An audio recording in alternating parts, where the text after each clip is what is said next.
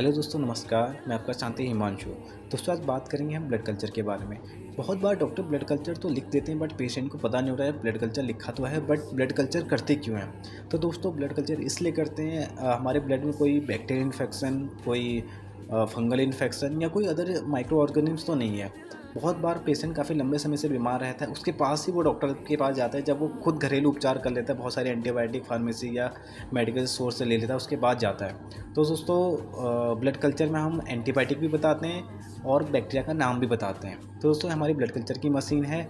इस blood culture को हम इसी मशीन में लोड करते हैं। सबसे पहले एक सही तरीके से पेशेंट का डिटेल भरना, सही रिपोर्ट देना हमारा काम है, इसलिए हम सबसे पहले पेशेंट की डिटेल फिल करते हैं। उसके बाद जहाँ पर भी स्लॉट खाली होता है वहाँ पर हम ब्लड कल्चर को लोड कर देते हैं। लोड करने के बाद इन केस वो पॉजिटिव आता है तो नेक्स्ट हमारा स्टेप होता है कि कल्चर लगाना।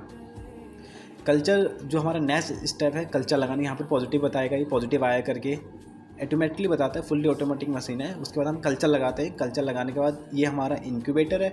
इंक्यूबेटर में हम इंक्यूबेशन के लिए रख देते हैं उस बैक्टीरिया को। हर किसी को एक टेम्परेचर चाहिए होता है ग्रो होने के लिए, तो बैक्टीरिया को 37 डिग्री चाहिए होता है ग्रो होने के लिए, तो हमने 37 इंक्यूबेटर में रख दिया। उसके बाद हमारा जो 37 नेक्स्ट 24 आवर के बाद हम प्लेट रीडिंग करते हैं कि उस प्लेट में जो हमने कल कल्चर कराया, जो सैंपल से हमने पेशेंट के सैंपल से हमने कल्चर किया है, उसमें आया क्या है, एक्चुअल में है क्या। तो दोस्तों, जैसे कि ये कोलाई है। कोलाई एक बैक्टीरिया है जो कि फीवर वगैरह करता है, यूटीआई वगैरह भी करता है। अभी हम ब्लड कल्चर की बात करें तो ये हमें फीवर करेगा, है ना। तो ये कोलाई है, बैक्टीरिया का नाम है एक। आप बहुत सारे लोगों ने सुना भी होगा, जो नॉन मेडिकल है उन्होंने नहीं भी सुना होगा। अगर नहीं सुना है तो उन्होंने सुना होगा, या उसको कोलाई का फीवर आ रहा है या उसको ब्लड कल्चर में उसके ग्रोथ आ रही है, ऐसा सुना होगा। तो उसके बाद हम इसका आईडीएसटी लगाते हैं।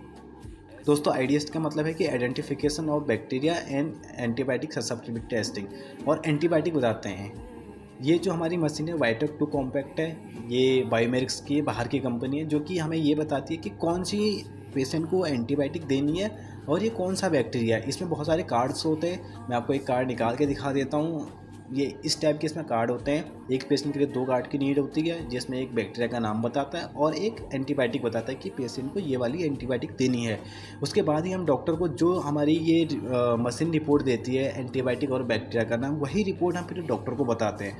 फिर इसमें हमें पता लग जाता है कि कौन कौन सी एंटीबायोटिक इस बैक्टीरिया के अगेंस्ट काम कर रही है, इस बैक्टीरिया को मार रही है। फिर वही एंटीबायोटिक डॉक्टर पेशेंट को चलाते हैं। तो ये इतना लंबा 5 दिन का पूरा प्रोसीजर होता है।